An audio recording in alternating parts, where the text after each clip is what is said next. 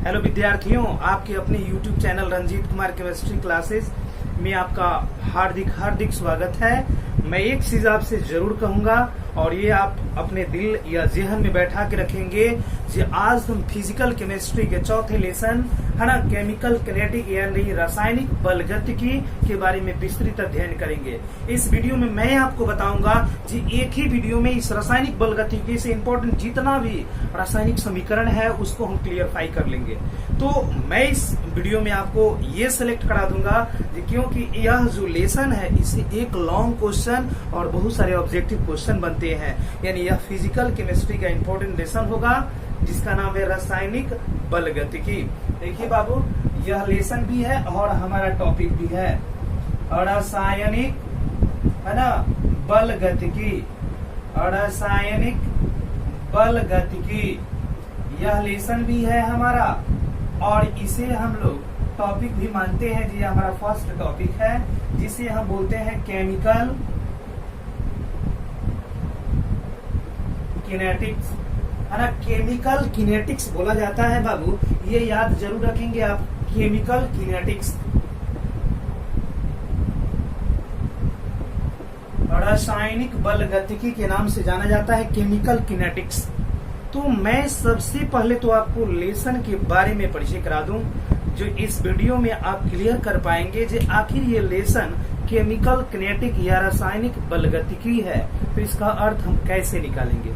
बताया जाता है बाबू, यह भौतिकी रसायन विज्ञान की वह शाखा है जिसके अंतर्गत रासायनिक अभिक्रिया के वेग तथा उसकी क्रिया विधि के बारे में विस्तृत अध्ययन करते हैं, उसे हम रासायनिक बलगतिकी कहते हैं। फिर से हमारी आवाज को सुनेंगे और स्पष्ट रूप में अगर नोट करना चाहते हैं तो आसानी से देख करके सुन करके आसानी से लिख सकते हैं। यानी रसायन विज्ञान की वह शाखा है। यह किस रसायन विज्ञान की? भौतिक। तो हम परिभाषा दे रहे हैं भौतिक रसायन विज्ञान की वह शाखा जिसके अंतर्गत है ना रासायनिक अभिक्रिया के वेग तथा उसकी क्रिया विधि के बारे में विस्तृत अध्ययन करते हैं, उसे हम बोलते हैं रासायनिक बलगतिकी। रासायनिक बलगतिकी में कोई भी रासायनिक अभिक्रिया अगर संपन्न होती है तो उस रासायनिक अभिक्रिया का वेग क्या है, उसकी क्रिया विधि क्या है, उसी के बारे में तो विस्तृत अध्ययन क्या है, रासायनिक बलगतिकी है। तो इस तरीके से इस वीडियो में हम इस लेसन के बारे में तो क्लियर कर लिए। अब कुछ तथ्य हैं जिसके बारे में जानेंगे। जो रासायनिक बलगतिकी के अंतर्गत आपको क्या क्या अध्ययन करने हैं। तो रासायनिक बलगतिकी के अंतर्गत 3 तथ्यों का अध्ययन हम करते हैं। सबसे पहला होता है अभिक्रिया का वेग, है ना बाबू। अभिक्रिया का वेग या दर, अभिक्रिया के वेग या दर, अभिक्रिया के वेग या दर, इसके बारे में हम विस्तृत अध्ययन किसमें करते हैं? रासायनिक बलगतिकी में। रासायनिक बलगतिकी में सबसे पहला अध्ययन करते हैं अभिक्रिया की दर या वेग। दूसरा होता है बाबू अभिक्रिया की क्रिया विधि, है ना।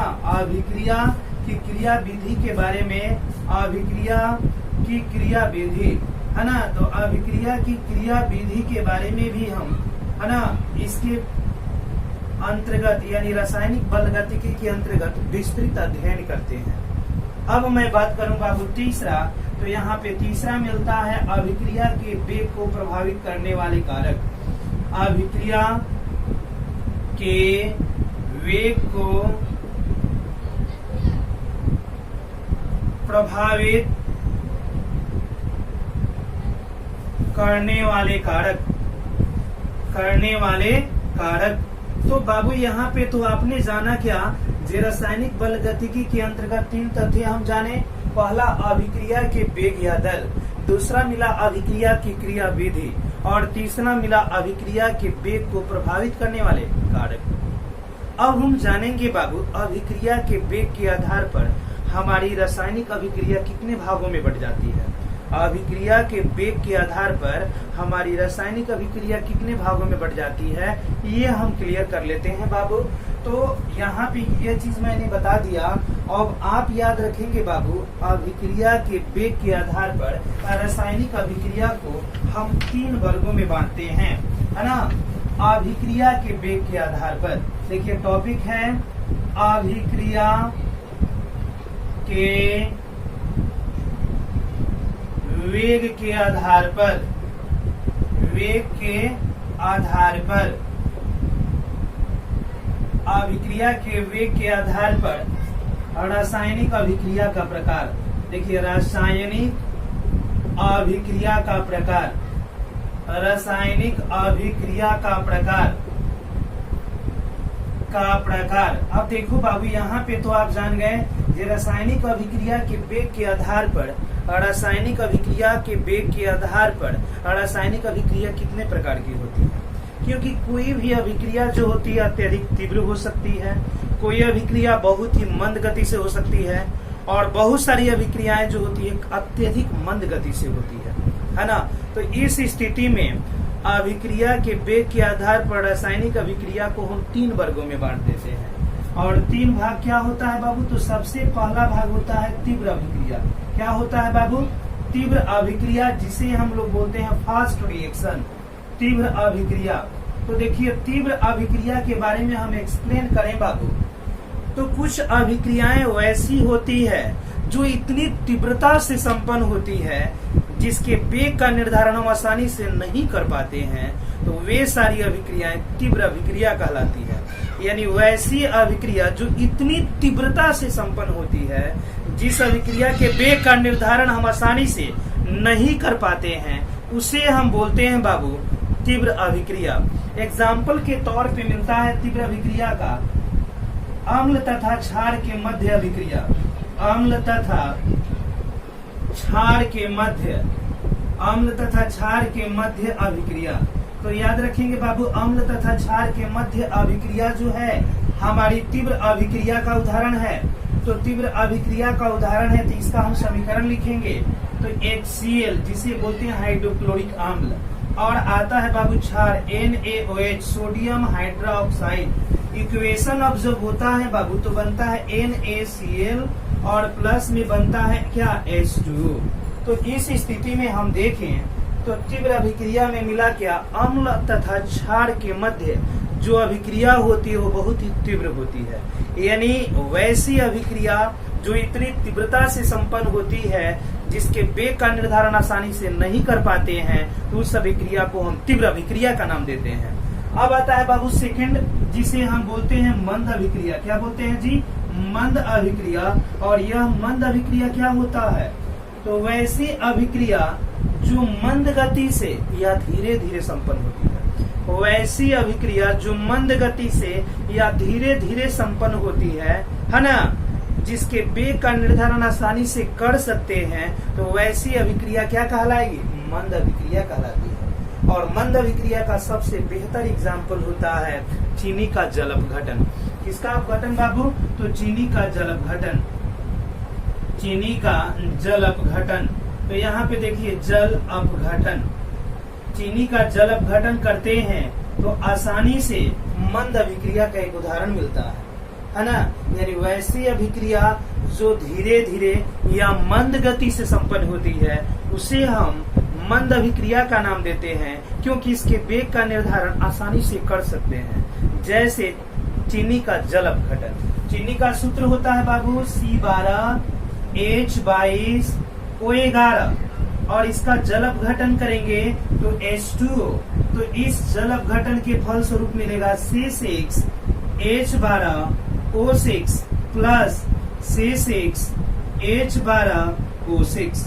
इसे हम लोग बोलते हैं बाबू, पहले का नाम होता है ग्लूकोज। क्या नाम होता है बाबू, ग्लूकोज। और दूसरे का नाम होता है फ्रक्टोज। क्या नाम होता है, फ्रक्टोज, है ना। और फ्रक्टोज जो होता है हमारा मीठा शर्करा होता है। क्या होता है, मीठा शर्करा होता है ना। फ्रक्टोज हमारा मीठा शर्करा भी होता है। तो ऐसे ऑब्जेक्टिव क्वेश्चन भी बन सकता है आपका, सबसे अधिक मीठा शर्करा है तो आपका क्या है, फ्रक्टोज। तो इस स्थिति में मंद अभिक्रिया में चीनी के जल अपघटन करने के बाद हमें मिलता है बाबू ग्लूकोज और फ्रक्टोज। अब आते हैं हम लोग तीसरा रिएक्शन और तीसरी अभिक्रिया, जिसे हम बोलते हैं अति मंद अभिक्रिया। कौन सी अभिक्रिया बाबू? तो अति मंद अभिक्रिया। तो हम यहाँ पे तीव्र अभिक्रिया को है ना थोड़ा सा हटाते हैं और लेके आते हैं तीसरी अभिक्रिया, जिसका नाम क्या है? अति मंद अभिक्रिया। अति मंद अभिक्रिया।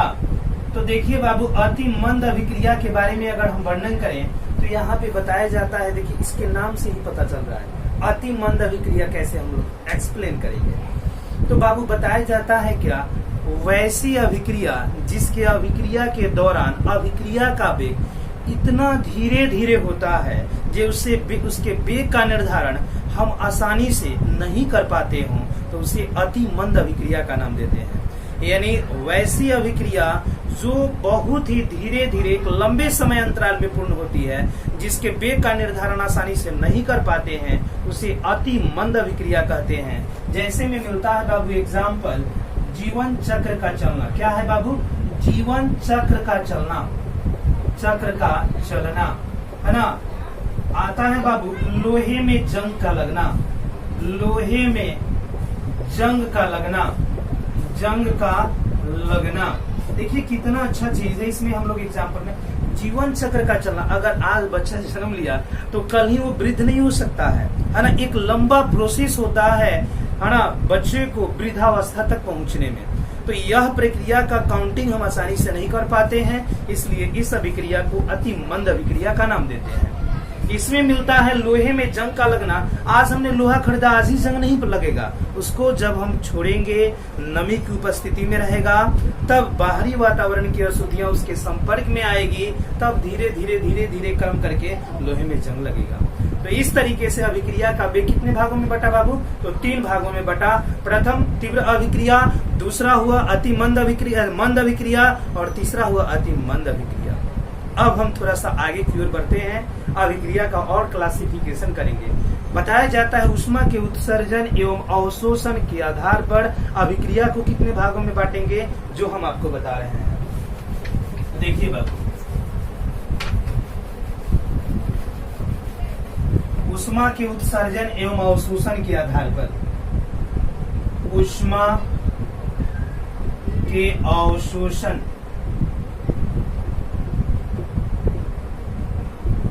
एवं उत्सर्जन के आधार पर, देखो बाबू क्लियर करना, ऊष्मा के उत्सर्जन एवं अवशोषण के आधार पर अभिक्रिया का प्रकार। तो ऊष्मा के उत्सर्जन एवं अवशोषण के आधार पर अभिक्रिया 2 प्रकार की होती है। अभिक्रिया का प्रकार, है ना, अभिक्रिया का प्रकार। तो याद रखेंगे बाबू, ऊष्मा के उत्सर्जन एवं अवशोषण के आधार पर अभिक्रिया 2 वर्गों में बढ़ जाती है ना। ऊष्मा का उत्सर्जन हो या अवशोषण हो, उस आधार पर अभिक्रिया कितने भागों में बटी बाबू? 2 भागों में बढ़ जाती है। और वह पहला चीज क्या मिलता है बाबू? तो होता है ऊष्माक्षेपी अभिक्रिया। क्या होता है? ऊष्माक्षेपी अभिक्रिया। तो देखिए बाबू, ऊष्माक्षेपी अभिक्रिया के बारे में हम देखते हैं, है ना। ऊष्माक्षेपी अभिक्रिया क्या होता है? तो इसमें एक चीज आप हमेशा केयर कर रखेंगे बाबू, ऊष्माक्षेपी अभिक्रिया का उदाहरण जो होता है, बताया जाता है वैसी अभिक्रिया जिस अभिक्रिया के संपन्न होने पर ऊष्मा का उत्सर्जन होता है, वैसी अभिक्रिया जिसमें ऊष्मा का उत्सर्जन होता हो, क्या कहलाएगी? ऊष्माक्षेपी अभिक्रिया। जैसे में मैं बता दूं बाबू, आप केयर करना, हम लोग घरों की रंगाई पुताई करने के लिए चूना पत्थर को खरीद के लाते हैं और चूना पत्थर को टब में पानी के अंदर डाल देते हैं। कुछ देर के बाद हम देखते हैं कि पानी का टेम्परेचर ऑटोमेटिक बढ़ जाता है ना। तो इससे पता चलता है कि आज इसमें ऊष्मा का उत्सर्जन हुआ है। तो वैसी अभिक्रिया ऊष्माक्षेपी अभिक्रिया कहलाएगी। एग्जाम्पल में चूना पत्थर का जल अपघटन, है ना, चूना पत्थर का जल अपघटन, चूना पत्थर का जल अपघटन,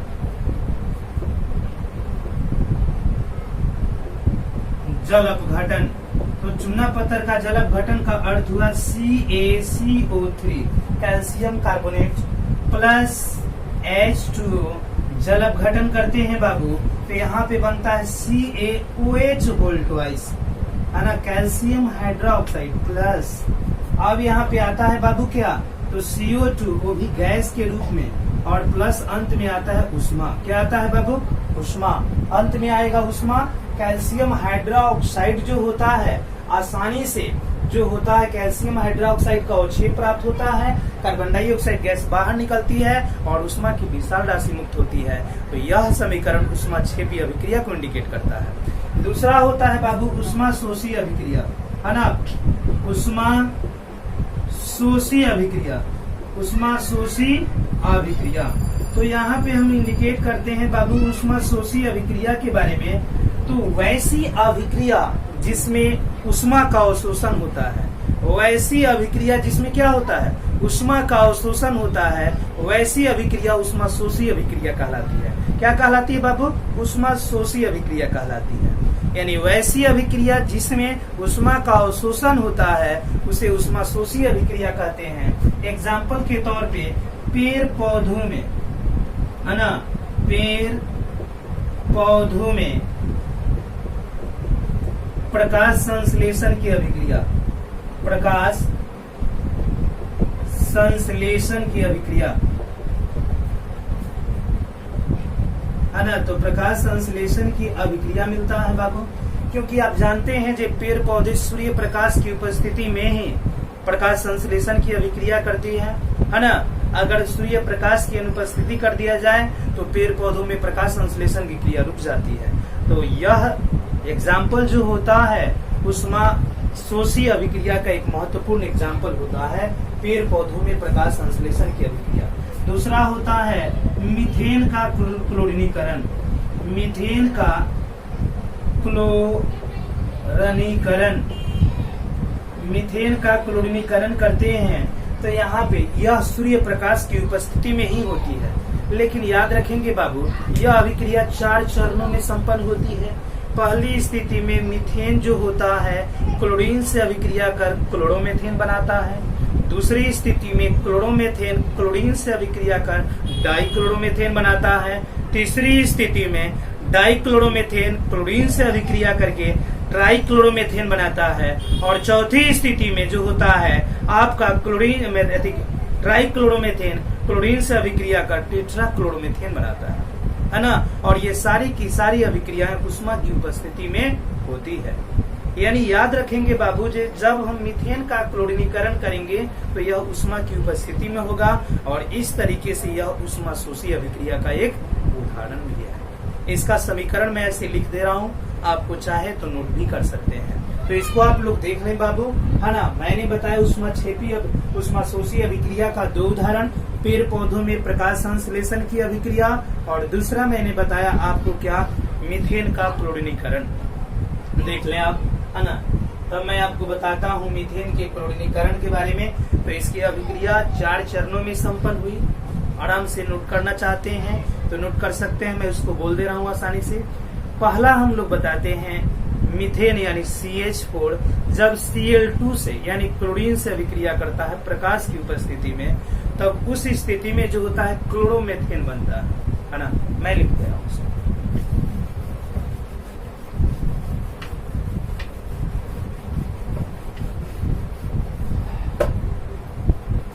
देखिए एग्जाम्पल है आपकी उष्मा क्षेपी अभिक्रिया, उष्मा शोषी अभिक्रिया का, उष्मा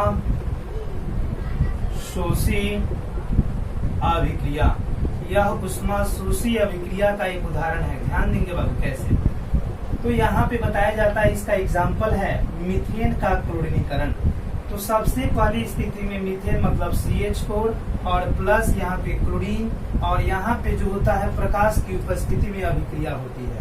सूर्य प्रकाश की उपस्थिति में अभिक्रिया होती है ना। इसे हम लोग सूर्य प्रकाश या लाइट भी लिख सकते हैं, है ना। लाइट की उपस्थिति में जब अभिक्रिया कराई जाएगी तो पहली स्थिति में CH3Cl और प्लस HCl बनेगा। यानी इसे हम कहते हैं क्लोरोमीथेन और HCl बनेगा। फिर हमारा प्रतिफल CH3Cl अभिकारक बनेगा और इसका हम क्लोरीनीकरण करेंगे फिर प्रकाश की उपस्थिति में, लाइट की उपस्थिति में। तो यहाँ पे बनेगा डाइक्लोरोमीथेन यानी CH2Cl2 और फिर यहाँ पे बन जाएगा HCl। तीसरे चरण में होगा क्या, फिर हम डाइक्लोरोमेथेन CH2Cl2 की अभिक्रिया क्लोरीन के साथ कराएंगे लाइट की उपस्थिति में बाबू। तो लाइट की उपस्थिति में कराएंगे तो बनेगा CHCl3 ट्राइक्लोरोमेथेन और फिर HCl हो जाएगा। फिर यहाँ पे आते हैं CHCl3 ट्राइक्लोरोमेथेन का क्लोरीनीकरण करते हैं लाइट की उपस्थिति में, तो यहाँ पे बनता है बाबू CCl4 और प्लस HCl टेट्राक्लोरोमेथेन यानी कार्बन टेट्राक्लोराइड। तो यह अभिक्रिया 4 चरणों में संपन्न हुई और प्रत्येक स्थिति में सूर्य प्रकाश का होना जरूरी है, तब जाकर के कोई अभिक्रिया संपन्न होती है। तो इस तरह की अभिक्रिया को हम ऊष्माशोषी अभिक्रिया का नाम देते हैं। अब हम चर्चा करेंगे बाबू जी, हम बहुत देर से रासायनिक अभिक्रिया है ना कहते आ रहे हैं, लेकिन मैंने रासायनिक अभिक्रिया के बारे में जिक्र नहीं किया। तो हम जान जाएं, ये 10वीं क्लास में पढ़े होंगे रासायनिक अभिक्रिया क्या है ना बाबू। तो रासायनिक अभिक्रिया के बारे में थोड़ी सी जानकारियां हम इस वीडियो में लेते हैं, है ना, तो हम जान पाएंगे, क्लियरफाई जो व्यक्ति नहीं जानते हैं वो क्लियर कर लेंगे। तो इसको आप इस इक्वेशन को आप देख सकते हैं, नोट करना चाहते हैं तो इसे आप नोट भी कर सकते हैं। चलिए आते हैं।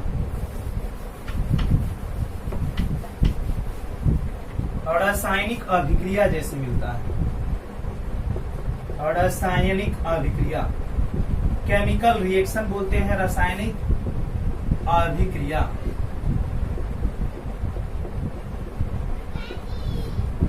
केमिकल रिएक्शन, ये हुआ बाबू रासायनिक अभिक्रिया। इसके बारे में हम जानकारी प्राप्त करें तो हम 10वीं क्लास में भी पढ़े हैं, वैसी अभिक्रिया जिसमें कोई पदार्थ अकेले ही या किसी अन्य पदार्थ के साथ संयुक्त होकर के एक नया पदार्थ बनाता हो और वह नया पदार्थ अपने मूल गुण से क्या हो, भिन्न हो, तो वैसी अभिक्रिया क्या कहलाती है, रासायनिक अभिक्रिया कहलाती है ना। जब कोई है ना पदार्थ अकेले ही या किसी अन्य पदार्थ के साथ संयुक्त होकर के एक नया पदार्थ बनाता हो और वह नया पदार्थ अपने मूल गुण से क्या हो, बिल्कुल भिन्न हो, तो वैसी अभिक्रिया रासायनिक अभिक्रिया कहलाती है। देखिए, रासायनिक अभिक्रिया का जब हम संकेतित रूप लिख देते हैं तो उसे हम रासायनिक समीकरण का नाम देते हैं, केमिकल इक्वेशन का नाम देते हैं। यानी मान लीजिए हमने क्या किया, जो लिखा क्या, जो हाइड्रोजन ऑक्सीजन से अभिक्रिया कर जल बनाया, तो हाइड्रोजन के लिए संकेत H लिख दिए, ऑक्सीजन के लिए O लिख दिए और जल के लिए H2O लिख दिए। तो ये संकेत के रूप में किसी भी अभिक्रिया का संक्षिप्त निरूपण रासायनिक समीकरण कहलाता है ना। जैसे मैं यहाँ पे थोड़ा सा इंडिकेट करता हूँ, मान लीजिए हमने लिखा हाइड्रोजन, है ना, हाइड्रोजन लिख दिया और फिर मैंने लिखा क्या, प्लस ऑक्सीजन, है ना, ऑक्सीजन, और फिर मैंने यहाँ पे दिया क्या, इक्वेशन ऑफ, और यहाँ पे मैंने लिख दिया जल। तो इस रासायनिक अभिक्रिया का जब संक्षिप्त निरूपण, हाइड्रोजन के लिए H2 एक निश्चित अनुपात मिलाएंगे, ऑक्सीजन के लिए O यानी 1/2 O2, इक्वेशन ऑफ बनेगा H2O। तो यह संक्षिप्त निरूपण जो होता है वह क्या कहलाता है, केमिकल इक्वेशन कहलाता है, केमिकल इक्वेशन, जिसे हम बोलते हैं रासायनिक समीकरण, रासायनिक समीकरण, है ना। तो ये होता है बाबू रासायनिक समीकरण, यानी किसी भी रासायनिक अभिक्रिया का संक्षिप्त निरूपण रासायनिक समीकरण कहलाता है। इसमें बाबू 2 पद होते हैं, पहला होता है अभिकारक और दूसरा होता है प्रतिफल। अभिकारक का सही माने में अर्थ होता है जो पदार्थ रासायनिक अभिक्रिया में भाग लेते हैं उसे हम क्या कहते हैं, अभिकारक कहते हैं, है ना। और जो पदार्थ रासायनिक अभिक्रिया के फलस्वरूप नए पदार्थ के रूप में बनते हैं वो हमारे प्रतिफल कहलाते हैं। यानी तीर चिन्ह के बाईं ओर, ये बाईं ओर जो है ये सभी के सभी क्या है, अभिकारक है ना, अभिकारक हैं, और दाईं ओर जो भी लोग हैं ये क्या है, प्रतिफल है। क्या है बाबू, प्रतिफल है। इसे हम उत्पाद भी बोलते हैं, क्या बोलते हैं, उत्पाद, है ना।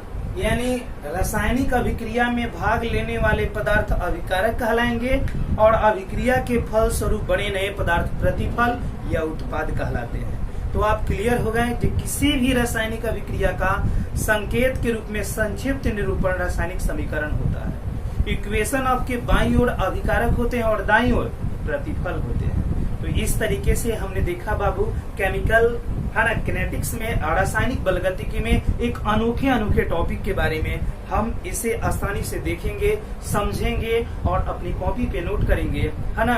और फिर बहुत ही जल्द अगले वीडियो में अगले टॉपिक को लेकर के मैं आ रहा हूँ। तब तक आप वेट करेंगे, फिर हम अगले वीडियो में आपसे मिल रहे हैं और एक नए अंदाज में एक नए टॉपिक को लेकर के आपके बीच रखेंगे, है ना। इसके बाद हम अगला टॉपिक लेकर के आएंगे और आपको बताएंगे अभिक्रिया का वेग कैसे निकालते हैं, अभिक्रिया का औसत वेग कैसे करते हैं, कोटि कैसे निकालेंगे, अनुक्ता कैसे निकालेंगे, वेग समीकरण कैसे लिखेंगे, है ना। तो इस वीडियो में यहीं तक आप जानकारी हासिल करेंगे, है ना। अगले वीडियो में हमारी मुलाकात होगी अगले टॉपिक के साथ। धन्यवाद।